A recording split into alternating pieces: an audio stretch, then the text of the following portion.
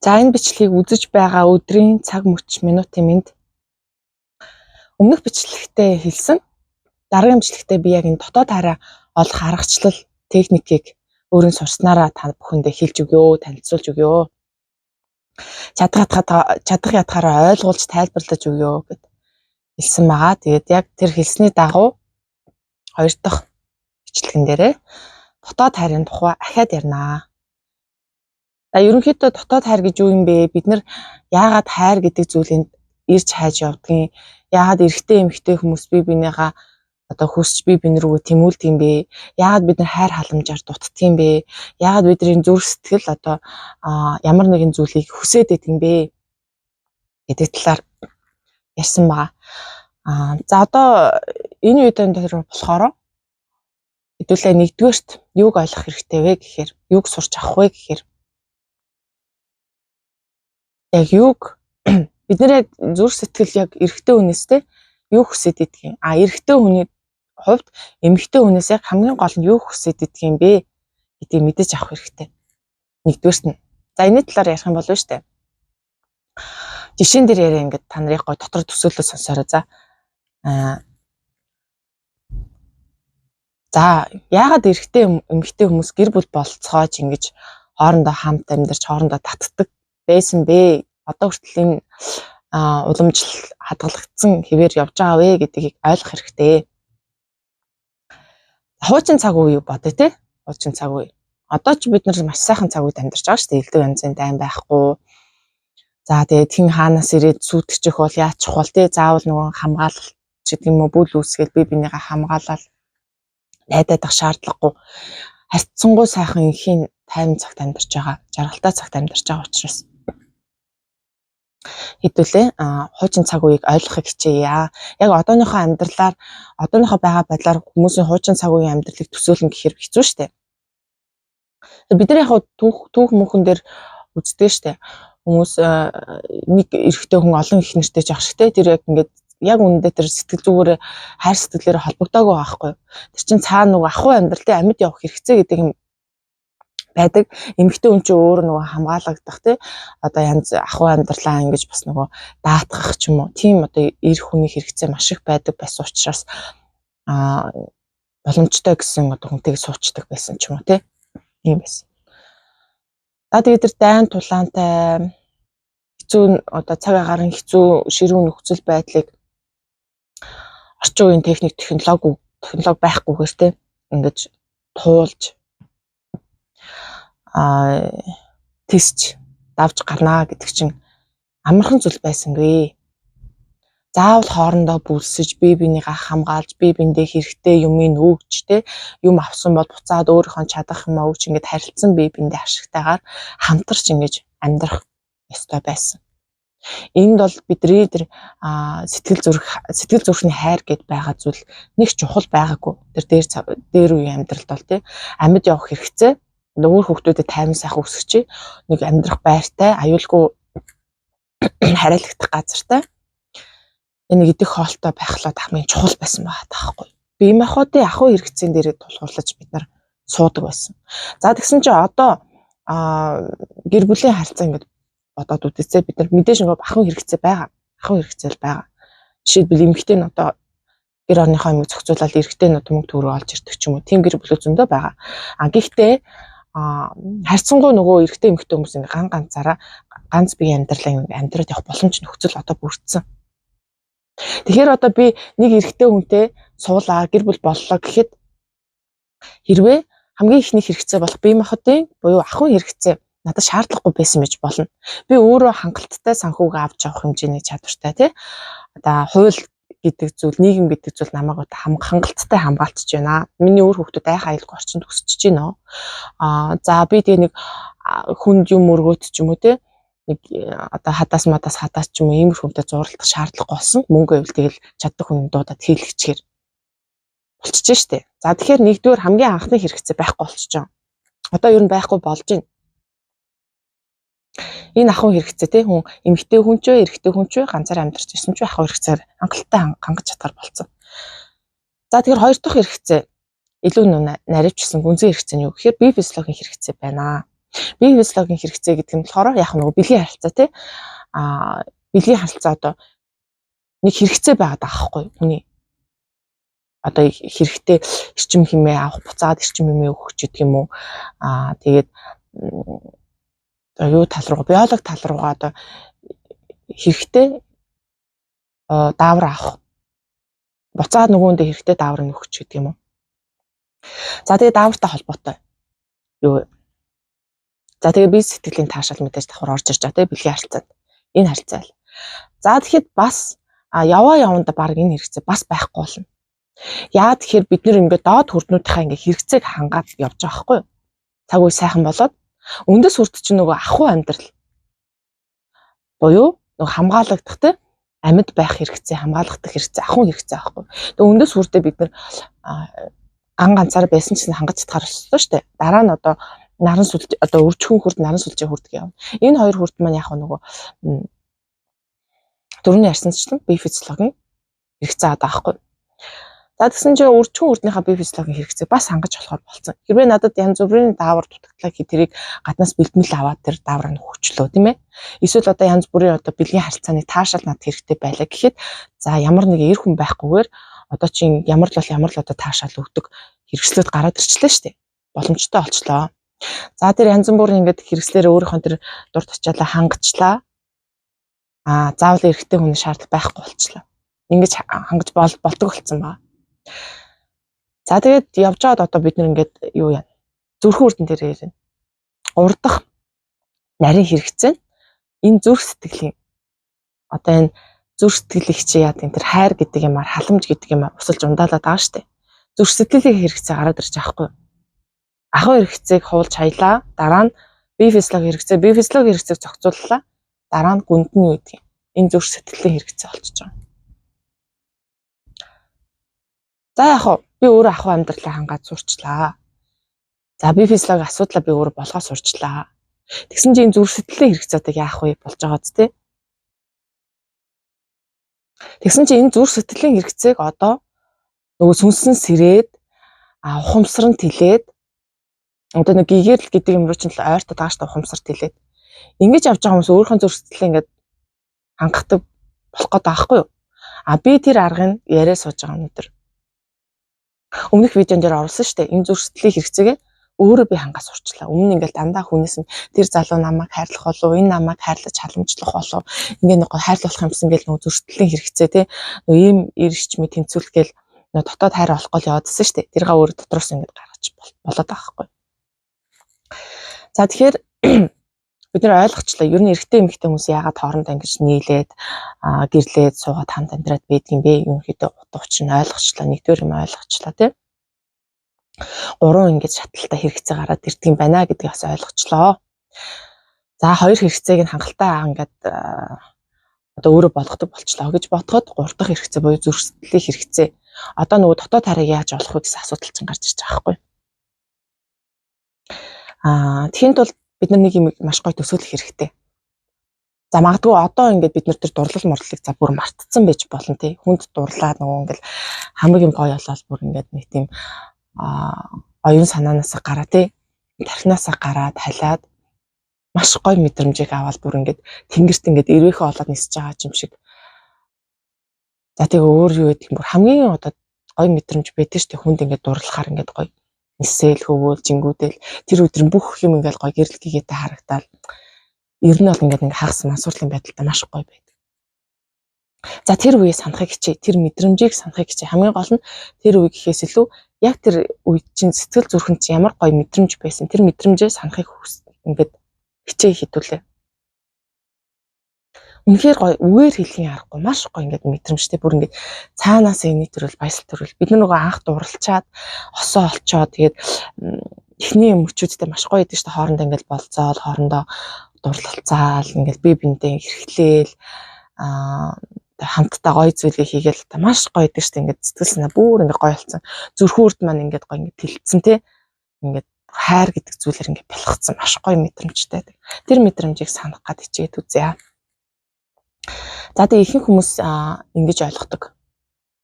Ганцаараа байхдаа тэр мэдрэмжийг авч чаддгүй болохоор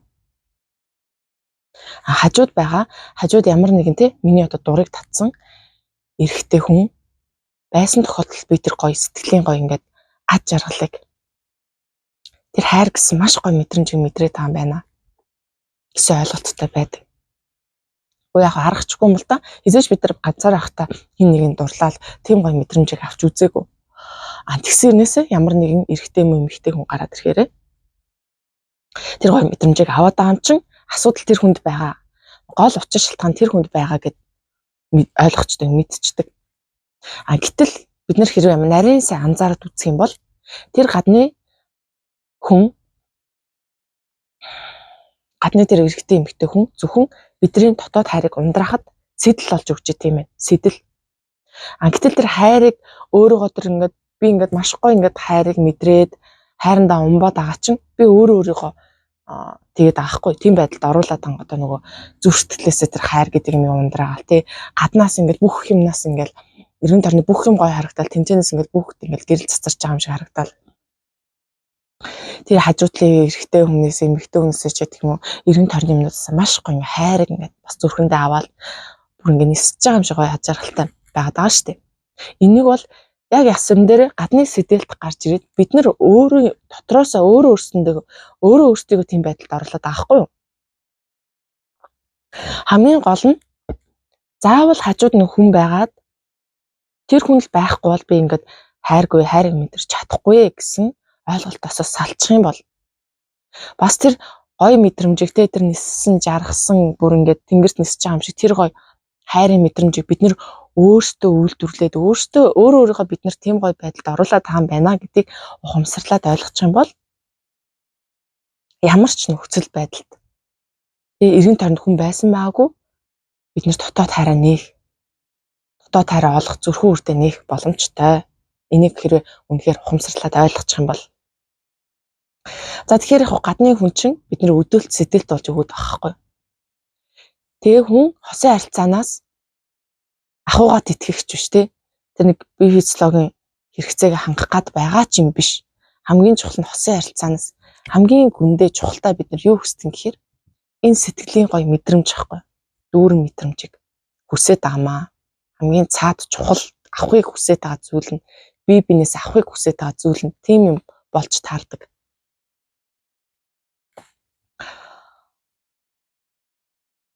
За тэгээд ямар хүмүүс бидний тэр дурыг татаад ямар нь бидний дурыг татахгүй байгаа юм бэ?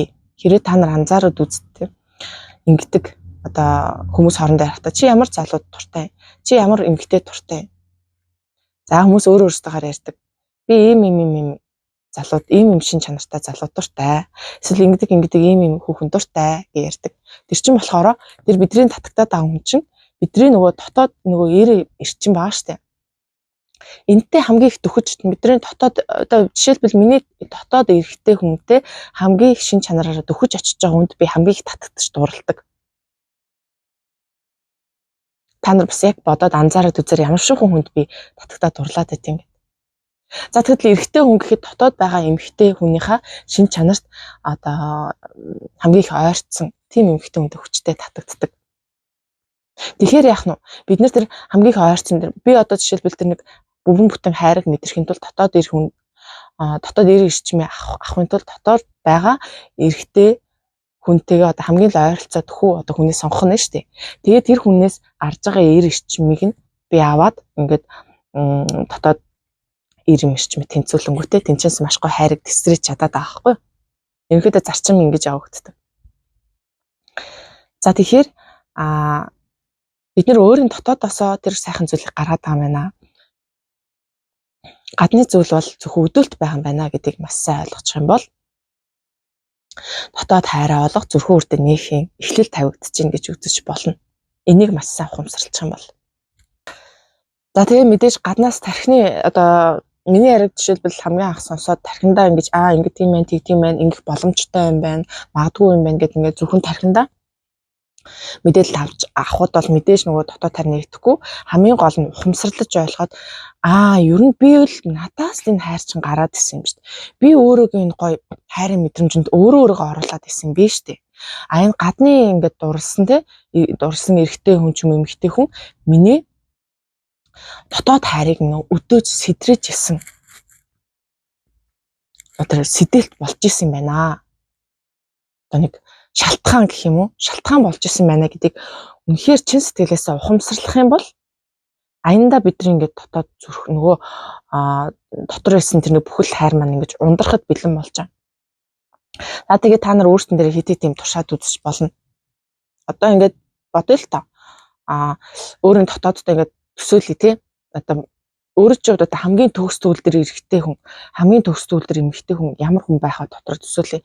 Ямар хүн байл би бүр ухаан алдтлаа дурлаж хайрлах вэ? За тэгээд тэр хүн чи яг ингээд хажууд чинь байна. Тэр хүн чамайг ингээд маш гоё хайрлаж байгаа ингээд дотроо төсөөлийнхөө ертөнцид хэдүүл амьдрал та. Тэгээ ингэхээр ингээд дотроос чи ямар гоё дурлал хайрын мэдрэмж гарч байгааг ингээд ажиглаарай. Яа тэгэхээр бидний ингээд төсөөлөл бодит байдал хоёр ер нь их хол зөрдгөө. Яг тэр мэдрэмжэн дээр бол бид нар үнэхээр бодитоор төсөөлөөд хүчтэйгээр төсөөлж чадах юм бол яг нөгөө дурлсан, яг нөгөө хайрлуулсан тий маш гоё мэдрэмжийг авч чаддаг. Тэр чинь ингээд дотроос ч ундраад ирнэ. Ингээд дотоод нөгөө төсөөлөлтөд тэр гоё юм бүтээчихээр төсөөллийнхөө ертөнцид орчхоор ялгаа ахгүй. Төсөөлөл нь бодитоор байна уу? Ямар ч ялгаа ахгүй бидний энэ гоё хайрын мэдрэмж, дурлалын мэдрэмж тэр гоё асгарсан гоё ингээд хайрлаж инкрилж байгаа мэдрэмж ингээд үүсэт ирнэ. Бид нар мэдрээд ирнэ гэсэн үг байхгүй. Төсөөллөөр ингэж мэдэрч болж штэ.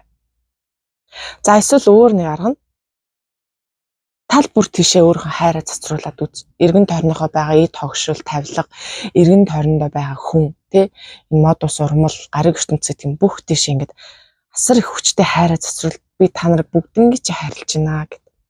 Тэгэхээр яадгүй гэхээр биднээс гарч байгаа нөгөө энерги буцаж ойж ирдэг. Буцаж ойж ирнэ. Тэгэхээр ядгийн одод гарагсаас энэ нарны тэнгэрийн хөхөнгнөөс, нарны дулаан илчээс, эргэн тойрны гой сайхан юмнуудаас ингээд буцаж ингэж хайр ингэж надаас ингээ асгарсан их хайр маань гарсан асгарсан их хайр маань буцаж ойж ирж байгаа нь мэдрэгдэнэ. Тэгэхээр бид нар бас нэг гоё ингээд хайрлуулж байгаа юм шиг, жаргаж байгаа юм шиг, дурлаж байгаа юм шиг тийм гоё мэдрэмжийг авна. Тэгэхээр энэ бүгдийг туршиж үзээд тахаар бид нар ухамсарладаг, ойлгодог. Эн чинь надаас гараад байгаа юм биш дээ. Энэ хин нэгэн хүнээс л ингээд аваад, хүнээс л бид нар ингээд хайр гэдэг юмыг аваад жаргаад ингэж ойлгоод гэсэн чинь энэ бүгд чинь миний дотроос ундарч гараад ирээд исэн юм биш дээ гэдгийг ойлгож авдаг байхгүй юу? Тэгээд бас яаж одоо өмнөх бичлэгийн дээр бичлэгийг үзсэн хүмүүс бас их асуужсэн. Энэ дотоод хайраа яаж олох вэ? Яаж хурдан хүрэх вэ? Би ийм гоё мэдрэмжийг тий ямар ч цаг үед хүссэн үед авч мэдэрч сурмаар байна гэж. Сая бол би ерөнхий нөгөө ойлгох ухамсарлах зүйлсүүдийг чи хилээд өглөө тий турших аргуудыг нь ч гэсэн хилээд өглөө. Гэхдээ бас бидний хүрднүүд итгэвчих тусан буюу бид нар өөрсдөө сүнсээ сайн сэргээж дотоод сүнсээ маш сайхан чөлөөлж өөрийгөө сайхан хайрлаж, өөрийгөө сайхан хүлээн зөвшөөрч, өөрийнхөө эрчим энергийг ингэж гоё өндөрт байлгаад тий одоо яадаг би сэтгэл санаа бие махбод ингээд эрүүл ах тусмаа тэгээд дээрэс нь бид нэг байгальтайгаа ойрхон байх тусмаа ингэж гоё эрчим энерги маань өндөрсдөг нөгөө бохир эрчим энергиэс хол байх тусмаа өөртөө хайртай байх, өөрийгөө сайрчлах тусмаа бид нар эрчим энерги сайхан өндөрдөг. Өндөр болж өгдөг. Тэрийг дагаад бидний яг уу гэхээр зүрхэн үрд нь бас ингээд 7 үрд манд олуулаа гоё итгэвчин тий зүрхэн үрд маань гэсэн дагаад гоё итгэвчээд өгнө. Энэ үедээ яг тэр дотоод гоё хайраа олох, мэдрэх, саний зүйлсүүдийг ойлгож ухаарах, өөрөөсөө тэр нөгөө өөрийгөө тэр гоё хайранд ингээд умбуулах тий дотоод эерэг эрчмээ тэмцэрчүүлэхэд маш гоё үндэс суурьнд болж өгдгийн шүү.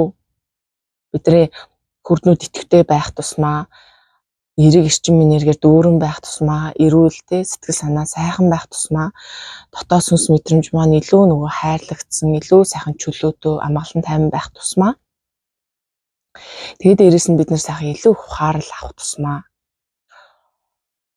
бидний тэр ухамсар ухаан маань ингээд тэлэх тусмаа дотоод хайраа бид нар амархан олж, дотоод эер эрчмээ амархан тэнцвүүлж тэр гоё ид шидийн гэмээр гоё сайхан мэдрэмжинд асгарсан их хайрандаа ороход их амархан болтгий шүү, төхөө болтгий шүү. Тэгэхээр бас эднийхээ сайхан анзаараарэ.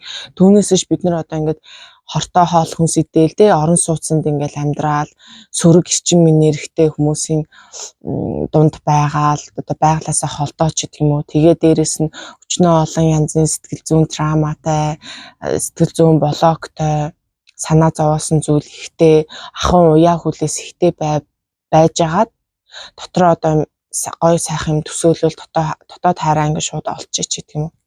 Ингээ явахаар ингээд их төвөгтэй байдаг. Маш их одоо ингээд чулуунд ингээд ч юм уу тий хүнд ачаанд ингээд хүлэгдсэн байжж одоо хөрднүүдээ ингээд гоё итгэжүүлнэ. Зүрхүүрдээ нэн ингээд явах юм бол бас төвөгтэй шүү дээ, хэцүү. Биднэрт өөрсдөндөө маш хүнд ачаа өгөх байхгүй юу? Тэгэхээр яа гэдэг тэр сэтгэл зүйн блок, тэр сэтгэл зүйн янз бүрийн траума, янз бүрийн одоо сөрөг дурсамж, сөрөг энергиудээсээ бид нар хөнгөлөгдөөд өөрийгөө сайхан хүлээн зөвшөөрөөд өөрийгөө хайрлаж эхлээд байгальтайгаа сайхан ойртоод тий эрчим энергээ сайхан гоё болгоод бие хаагаа эрүүл байлгаад ингэснийхаа дараа саяны нөгөө төсөөлөх аргууд тийм ээ дотоод хайраа ингэж цацраах аргууд ч гэх юм уу. Тэгээ эргэн тойрноос хайрыг мэдрээ. Ингээд тэр сайхан хайр гэдэг зүйлттэй ямар ч одоо нөхцөл болцлоггүйгээр ямар ч одоо элдв янзын юм шаардлагагүйгээр бид нар ингээд тэр гоё ниссэн, ассан, хайрлагдсан гоё аж аргал руугаа орё гэвэл бас дөхөм арай илүү бодтой болох байхгүй. Тэрийг бас анхаарч үзээрэй. Бас нэг зөвлөмж юм байна шүү. За тэгээ миний ярианаас ойлгохгүй зүйл байвал асууж болно, коммент бичээч юм надтай холбогдож болно. Би нөгөө өөрийнхөө YouTube сувгийнхаа description буюу нөгөө тайлбар хэсэг дээр өөрийнхөө Facebook хаягаа утасны дугаар дээр оруулсан баа. Тэгээ яг бас хүн чинь бас ингээд өөрийгөө олоод өөрийгөө таньж мэдээд ингээд сүнсээр өсөх өсөлт дэвшилттэй явахад бас олон мэдхгүй зүйл олон саад бартаа гарна тий унаж босох үе их байна. За тэгээ өөртөө ихтгэлгүй ч юм уу юу зөндөө гарнаа. Тэгээд ганц хоёр мэдхгүй асуулт байвал яг товчхон асуух асуулт байл voice-оор явуулчвал би харж байгаад ингээд хариултаа өгчдөг. За үнэхээр ингээд надад үнэхээр ингээд нэг сарын ч юм уу эсвэл нэг ганц 2-7 хоногийн хичээл хэрэгтэй байна. Яалтчгүй одоо хичээл хийгээд замчлуулахгүй бол бүр ингээд болохгүй байна ингээд бүр ингээд өөрөө төрөлтөд байна гэж үзвэл надаас бас юу авч болно. Онлайнаар хувийн тийм сургалт авч болно. Эсвэл нөгөө би чинь бас сарда одооноос нэг хувийн сургалт гэхээс илүү цөөхөн хүнтэй онлайн анги бүртгүүлээд бас өөртөө ажиллах блокнуудаасаа гарах тий өөрийгөө хайрлаж сурах, хүлээн зөвшөөрч сурах. За тэгээд дотоос зөнгөө одоо сүнсээ сэрэх ч гэдэг юм уу энд нь ингээд туслах бас хичээлүүд өгөгдөж байгаамаа. Тэгээ над руу ингээд чат бичээд эсвэл voice явуулаад бас сургалтын талаар мэдээлэл авч болно шүү.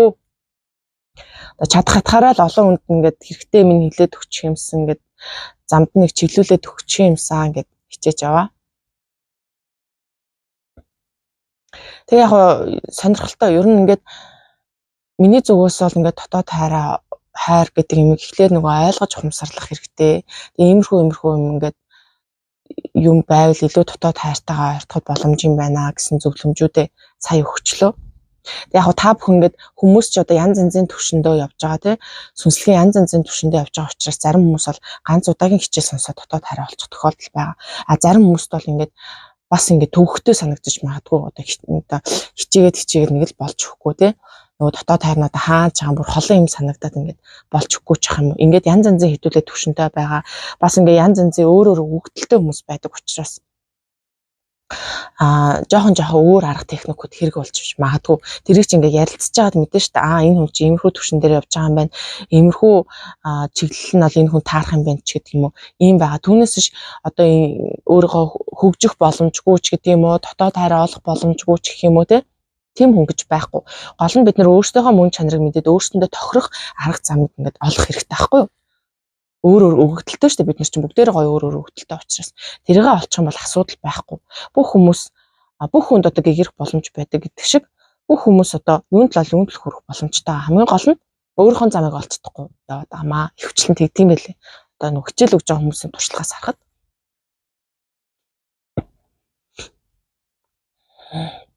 за тэгээд би нэгэн төлөө өөрийн дотоод хараа олчихсан учраас яг хөө хөссөн үедээ ингээд хайрандаа умбаад ингээд гоё дурлалын мэдрэмжтэй тий ингээд тал тийш ингээд гоё хайраа цацруулаад эргэн тойрноос хайрыг мэдэрдэг болсон. Гэхдээ энэ нь болохоор байнгын одоо байнга одоо тийм байна гэсэн үг биш юм байлээ. Заримдаа ингээд эрчим энерги унчин штэ. Бохир эрчим энергитэй хутгалдаа ч юм уу тий байглаасаа холдооц ч гэдэг юм уу. За ингээд олон удаа сүрэг хүмүүсийн дунд ороо ч юм уу яаж л би миний эрчим ингээд амархан ингэж унах ингээд дээшлэх ч юм уу боломжтой байгаа байхгүй. Тэгээ нөгөө эрчим энерги маань унчхаараа нөгөө гой ингээд дотроос хасгарч ирсэн хайр нь ингээд дагаа бас ингээд унчдаг юм бэл. Гэхдээ би нөгөө өөрийнхөө эрчим энергийг яаж сэргийгээд яаж ингээд илүү гоё хайр нь мэдрэхүү гэсэн юм мэдэж байгаа нэгэнт одоо олцсон юм чинь тэрлүүг ингээд буцаад орох замаа мэдэж байгаа учраас харьцангуй гайгүй тайван болчихж байгаа шүү дээ. Тэгээ буцаад гоё эрчим энергийг сэргээд сүнсээ гоё тэтгээд те тэр нөгөө хүрднүүдээ гоё тэтгээд ингээд гоё өөрийгөө ингээд гоё хайрлаад ингээд эрчим энергийг гамнаж явах юм бол буцаад нөгөө дотоод хайрынхаа гоё асгарсыг хайрлага орчдөг. За тэгээд хаяа бас өөрийнхөө юу руу ордог нөгөө төсөөллийнхөө ертөнц рүүгээ ордог. Төсөөллийнхөө ертөнц рүүгээ орчхоор тэнд одоо бүх юм байгаа шүү дээ. Ингээл гоё дуулаад, бүжиглээл, хайрлцаал, дурлалцаа ч гэх юм ингээд бас болдог төсөөллийнхөө ертөнцид бол юм болдог. Тэр үедээ бас маш гоё аж аргалыг мэдэрдэг. Өөрийнхөө бид нар нөгөө төсөөл гэдэг чинь хийдэмий хоосон зүйл гэж бодоод байгаа болохоос ш тэ нүдэнд үдцэж гарт баригдахгүй зүйл учраас одоо хуурамч зүйл гэж бодоод байгаа болохоос ш яг үнэндээ тэр бид нар хэрвээ нэг астралаар аялаад астралаар гараад ч гэх юм уу эсвэл энэ махан биеэ орхиод энерги түвшин сүнс маань шилжчихэд бидний төсөөл бийжээд ирдэг юм аа. Энерги түвшиндээ бидний төсөөл бидний дотоод ертөнц ингээд бийдсэн. Яг одоо нөгөө бодитоос ялгаагүй болцсон байдаг байхгүй нөгөө ертөнцтэй зэрэгцээ ертөнцтэй гэх юм уу. Тэгэхээр бидний тэр төсөөлөл мөрөөдөл дотоод ертөнц гэдэг маань бол хуурамч тэм зүйл биш. Хийдэмий төсөөл биш аахгүй юу? Гол нь нөгөө нэг энэ юун дээрээ нэг хурдан бийжэж харагдахгүй болохоос ш энэ махан биетэй тохиолдол хурдан бийжэж харагдахгүй болохоос ш энерги түвшиндөө буюу нөгөө ертөнцтэй аль хэдийнэ биелэлээ олцсон боддоор явж идэгэн шүү. Тийм учраас ингээд оргүй хоосон гэж одоо юу яагаад хэрэггүй үүсэх хэрэггүй. Одоо яг нөгөө далд ухамсарыг судалж байгаа шинжлэх ухаанд ингээд байгаа шүү дээ. Далд ухамсарыг бол хуурах амрах юм байна. Тэр далд ухамсарт бол бодит байна уу? Эсвэл нөгөө төсөөлнүү тэр хоёр ч яг нөгөө ижилхэн үйлчлээд идэг. Төсөөллөөрөө адилхан нөгөө далд ухамсартаа нөлөөлөд идэг. Бодит байдлаараа ч нөлөөлөд байдаг. Энэ хоёр нь ялгаагүй ижилхэн зүйл юм байна. Тэгээд далд ухамсарыг төсөөллөөр хуурч болоод байна гэж яриад байгаа. Энд чинь болохоор цаагаараа тийм байхгүй юу? Бид нар одоо төсөөлөхийн төдийд л одоо жишээлбэл тэр нэг гой хайр дурлал те нэг гой залууга эмэгтэйгээ ч юм уу төсөөлөөд төсөөллийн ертөнд авчрах тусан нөгөө буцаал нөгөө дурлах хайрлах сэргэн мэдрэмж маань сэргээд байна гэдэг чинь энерги ертөнцтэй бид нар өөрсдөө тэрийг бүтээсэн аль хэдийн хайрандаа умбаад явж байгаа байхгүй. Тэгэхээр өөрсдийнхөө тэр төсөөлөл мөрөөдлөө хий хоосон зүйл гэж битгий бодоорой. Нөгөө ертөнцтэй чинь үнэхээр биелээ болоод бүтцэн явж идэг юм аа. Тэгэхээр энэ зэрэгцээ ертөнц гэдэг те энэ төсөөллийн ертөнцийн энерги ертөнц гэдэг чинь өөрөө хязгааргүй юм аа. Нэг хүннээс л гэхэд л олон ертөнцүүд үүсээд олон зүйл ингээд бүтээсэн байх боломжтой учраас асар хязгааргүй зүйл байгаад байгаа. Ямар ч одоо хэмжээ хязгааргүй зүйл байгаад байгаа хгүй ингээд бодохоор. Тэгэхээр үнэхээр гоё. Даанч бид нар нөгөө өөрсдөө тэр төсөөлөл мөрөөдлийнхөө ертөнц рүү орох цагаа бид нар өөрсдөө өгдөг юм байлээ. Нөгөө ахуй амьдрал гэл те нөгөө хүүхдүүдтэйгээ зурлаад, ажил төрөлтэйгээ зурлаад ингээ явж идэл хоногийн 24 цаг багтаад байдаг. Тэгэл бид нэр ингээд өөрсөндөө ядаж нэг өдөрт нэг 2 цагийн чөлөө өгөөд эсвэл 7 хоногт нэг 2 өдрийн бүтэн өдрийн чөлөө гаргаж өгөөд тэр өдрүүдтэй ингээд гоё төсөөллийнхөө ертөнцөө бүтээгээ тэндээ гоё амьдраад байхад ер нь бол яг л үлгэрийн ертөнцид амьдарчдаг. Бид нөгөө яг дотоод тэр сүнсээрээ ч юм уу ялгаахгүй тэр авч байгаа мэдрэмж маань бол ямар ч ялгаахгүй шүү дээ. Маш гоё ертөнц рүү орчдгийн шүү. Энийг бас туршиж үзээрэй. За тэгээ өөрийгөө ингээд хайрлаад эхэлсэн хүмүүс маань бол аль хэдийн өөртөө тэр төсөөлөл мөрөөдлийнхөө ертөнцид амьдрах цаг хугацаа гаргаад эхэлсэн байна баха. Миний юу ярьж байгааг мэдчихэж байгаа хаа гэж бодож байна. За тэгээ энэ хүртэл яриаг минь сонссон та нартай баярлалаа. Энэ бичлэгээр одоо маш их тийм гоё цацарсан эрчим энергийг, маш гоё хайрыг одоо хорон ертөнцийн бүх юу л гоё тийм бүх гоё эрчим энергийг энэ бичлэгээрээ ингээд дамжуулаад та нартай түгээе. Энэ бас боломжтой зүйл байдаг юм аа. Маш гоё өрөөлийг, маш гоё хайрыг, эрчим энергийг та бүхэндээ үзэж байгаа бүх хүмүүстээ түгээе. Гоё эрчим энергийн маань гоё хайрыг маань та нар бүгдээрээ хуваалцаарай. Өнөөдрийг маргааш их бүх цаг хугацааг гоё ад жаргалтайгаар өнгөрүүлээрэй. Өөрийгөө гоё хайрлаарай. Өөрийн дээр дурладаг, хайрладаг дотоод ертөнцид өөрийгөө ингээд тавиад сул чөлөөтэй тавиад ингээд мөрөөдлөх ертөнцид бас амьдраа тэр ертөнцөө бас илүү гоё сонирхолтой болгож бүтээгээрэй. Энэ ертөнц маань ямар ч яж болно. Кинон дээр гардаг штеп. Бид нар кино болгоноос төсөөлөл мөрөөдлөх ертөнцүүдийн жижиг холбооруудыг бас олж авдаг. Энэ зөвнөлт кинонууд ч бас хин нэгний дотоод ертөнц ахгүй юу? За ингээд энэ удаагийн бичлэгээ ингээд дуусгая. Надтай хамт байж бичлэгийн минь үзсэнд баярлалаа. Баяртай, түр баяртай. За видеоныхоо төгсгөл нэг зүйлийг танилцуулъя хэлье гэж бодлоо. За та нарын харж байгаагаар нь арьс арчилгааны бүтээгдэхүүн байна. Сүрэнгээ брэндийнх. Энэ брэнд ямар онцлогтой юм бэ? Яагаад би видеонд танилцуулж сурталчилж байна вэ гэхээр сүрэнгээ брэнд болохоор арьс арчилгааны бүх төрлийн бүтээгдэхүүнийг Монголдо үйлдвэрлэдэг юм лээ. Тэгэхдээ бүр ингээд ямар ч химийн орц найрлага байхгүй 100% эко орцтой. Тэгээд маш өндөр технологиор гардаг юм лээ. Тэгсэрнээсээ өндөр технологиор ингээд 100% натурал хэрнээсээ зах зээлийн ингээд дундаж үнэтэй байгаад байгаа байхгүй. Тэгээ би хэрэглэж үзээд бүтээгдэхүүнийг хэрэглэж үзээд хамгийн хурдан үр дүн гаргасан хоёр бүтээгдэхүүнийг та бүхэндээ товч танилцуулчих гэж бодоод аваад ирлээ. Эхнийх нь скраб, хоёр дахь нь нүүрний нарны тос байна.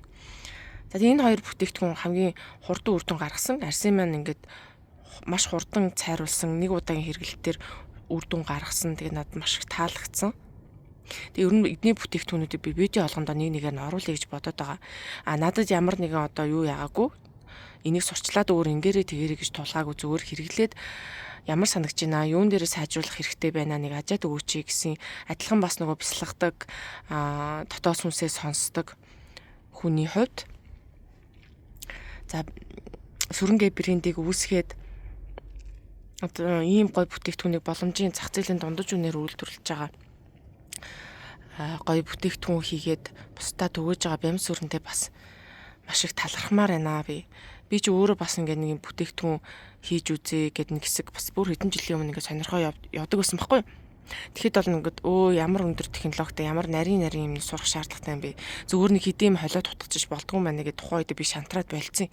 Тэгсэн чи бүр миний бодож исэн юм бүр хэд дахин давуулаад хийцэн. Тэг үнийн хувьд ч гэсэндээ боломжийн ингээд гаргаж чаар миний бүр сэтгэл хөдлөөд ямар гоё юм хийдэг, ямар мундаг ингээд бүр багтах үгээ олохгүй л байна. Тэг бүтээгдэхүүнүүд нь ч гэсэн үнэхээр гоё. Ингээд натурал юм гэдэг чинь цаанаа өөр идэм бэ те та бүхэн сонирхоод үзээрэй. Миний зүгээс бол үнэхээр нүүр бардамл танилцуулах юм билээ. Ёстой нөр хүнд энэ сайн тэр сайн гэж явж байхад бол нүүр улаалахааргүй маш гоё бүтээгдэхүүн байсан учраас би заавал энэ бүтээгдэхүүнүүдийг видеонд оруулнаа гэд шийдсэн. Тэгээд хамгийн хурдан үр дүнгээ өгсөн хамгийн гоё байсан хоёр бүтээгдэхүүн маань нарны тос скраб хоёроо бусд нь ч гэсэн гоёсэн. Гэхдээ урт хугацааны үр дүнд яах вэ гэхэд бас төрхөж үзэж байгаа дараагийн видеонд би бусдуудыг оруулъя гэж бодож чинь. Тэгээд та нар энэ сүрэнгээд фэйсбүүк дээр бичээд яг энэ бичлэгийг бичгээр пэйж нь гараад ирэх юм билээ. Тэгээд үн танилцуулганд байгаа. Ямар ч л гэсэн хаач бол хэрэглээ явж байхад бол би энд ямар ч хор авахгүй дээрээс нь натурал байгалах болохоор маш гоё үр дүнтэй байдаг юм байлаа шүү. Та нар маань тэгээд ганц нэг бүтээгдэхүүнүүдс нь хэрэглээд бас үзээрэй. Нэг удаа хэрэгэлсэн байхад хүмүүс салж чаддгүй гэсэн. За одоо жинхнээсээ баяртай.